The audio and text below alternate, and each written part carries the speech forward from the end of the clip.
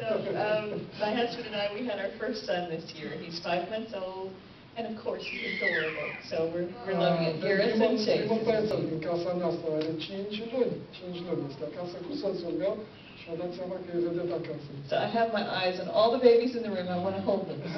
Așa că mă uit peste tot pe unde sunt copii pe aici, aș vrea ca să-i îmbrățișez. You can do it. No, I can't. Thank you.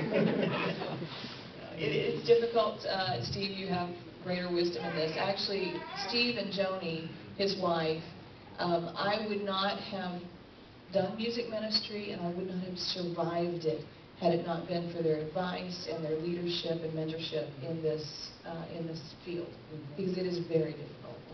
Propriu zis, Steve și soția lui au însemnat foarte mult pentru mine.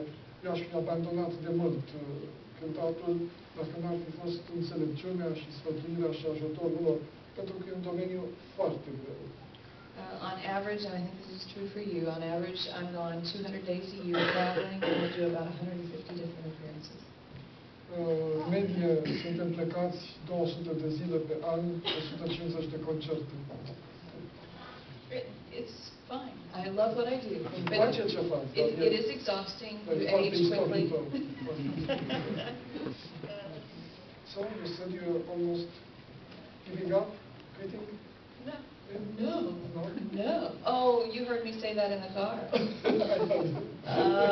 No, I'm not giving. Yes, I did say that, and there was a time that I was ready to quit. I was exhausted. Da, a fost un moment în care eram pe punctul să abandonez, eram istorită. I didn't understand why I was doing what I was doing. Nu mai înțelegeam de ce fac ce fac. I had forgotten my purpose. Pierdusem scopul. But, you know, God has ways, and I'm not going to tell you the long story. That's what we were deciding in the car. The story was too long. But God has precious ways to encourage us when we need it and to show us where we're supposed to be. Nu avem acum timp să povestesc, e o istorie destul de lungă, cu multe detalii, dar Domnul a fost bun și ne-a condus cu adevărat.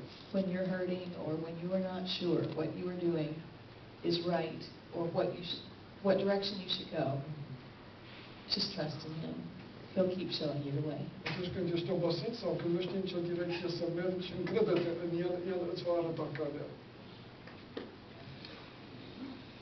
My wife and I have been married 30 years.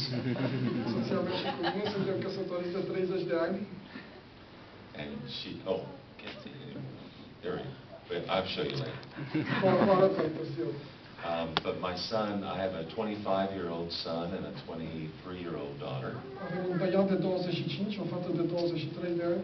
Both happily married and happily serving the Lord in their local churches. Amândoi sunt căsătoriți foarte bine și amândoi servesc pe Domnul în bisericile lor. My son Alan works for me with Morning Song Music, so we spend every day together and it's wonderful. Fiul meu Alan lucrează cu mine în firma aceasta pe care am făcut-o, Morning Song, și suntem foarte fericiți că suntem mereu împreună. My ministry is evolving a little bit as I get a little bit older and spend more time in office management roles.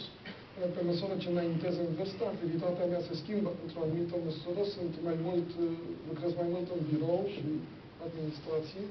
So I'm not traveling as much as Jennifer and some of the other artists with Morning Song Music. Și nu mai călătoresc așa de mult cu Jennifer sau alți cântăreți din firma noastră o fac. But I live to sing and to travel, and it's always wonderful. This year alone, I've been in 6 countries. Dar în continuare cânt, călătoresc, îmi place lucrul acesta. Numai anul acesta am fost în 6 țări.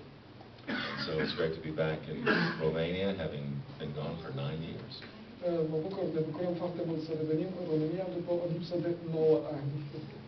Domnilor și Doamnelor și Domnilor. See, it's coming back. No sentence, just no sentence. Nu propoziții, dar cuvinte. Well, you have coined a word. Is it your creation? Musicianry? Well, actually, a friend of mine in the United States coined it, and we have stolen it. Confessing, right? Yeah. But explain it a little. Am văzut în corespondența dânsului un cuvânt pe care nu l-am întâlnit până acum. Cuvântul musicianary și am gândit că este o combinație între musician și missionary. Și l-am întrebat dacă e creația lui. Și a spus, nu, un prieten al meu l-a făcut cuvântul acesta și eu l-am șterpelit de la el. Asta deci în momentul mărturisirilor. It's my firm belief that music should be more than entertainment.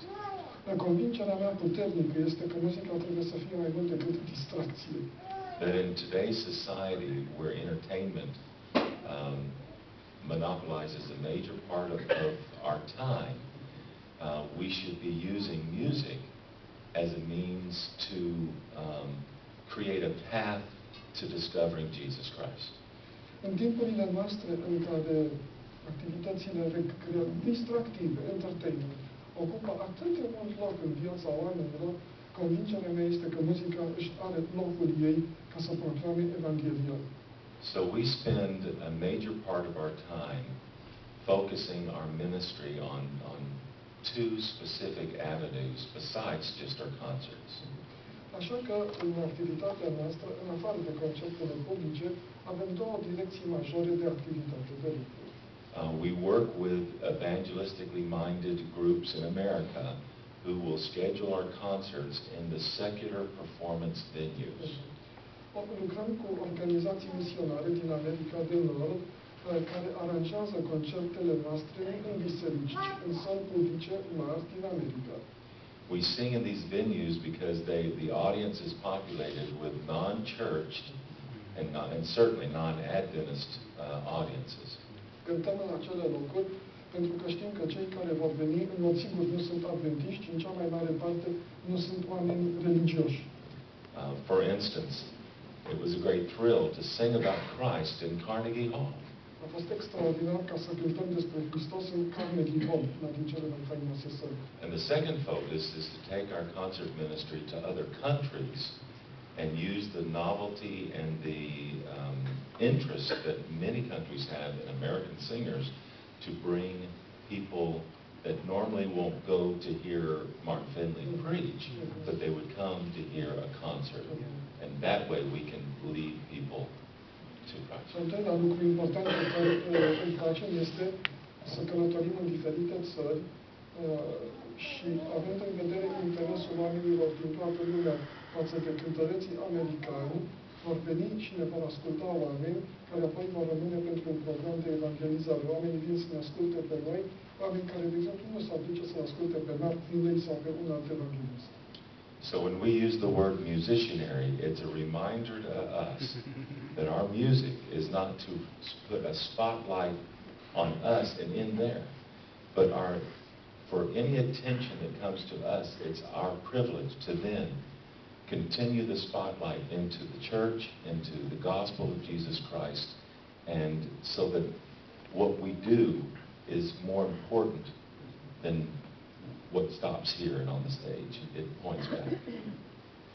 Așa că noi înșine folosim pentru noi acest cuvânt musicianary, care ne aduce mereu aminte că scopul nostru nu este ca să fim în luminile rampei, ci scopul este ca luminile să treacă de la noi spre Domnul Hristos și spre biserica sa. Thank you very much. So Romania is now part of your musicianary tour. I suppose everyone from here will be tonight in the chapel of the You better come. We want to see you there. Invităm și sperăm că veți fi în seara aceasta la ora 6 la Cernica, împreună cu prietenii voștri. Voi puteți să-l ascultați și în alte feluri, în alte locuri. Vă duceți pe prietenii voștri și pregătiți-vă din timp pentru că veți avea ocazia să faceți o donație. Speranța TV înființează cu ocazia aceasta un fond numit Copilul din Scaun. Un fond pentru copii deosebit de dotați, dar care trăiesc în împrejurări care îi împiedică să-și dezvolte talentele lor. Și cu ocazia aceasta vrem să facem un fond și să dezvoltăm pe parcursul timpului. Vă mulțumesc! Thank you so much! Avem un cadou pentru dânsii. Wow, beautiful!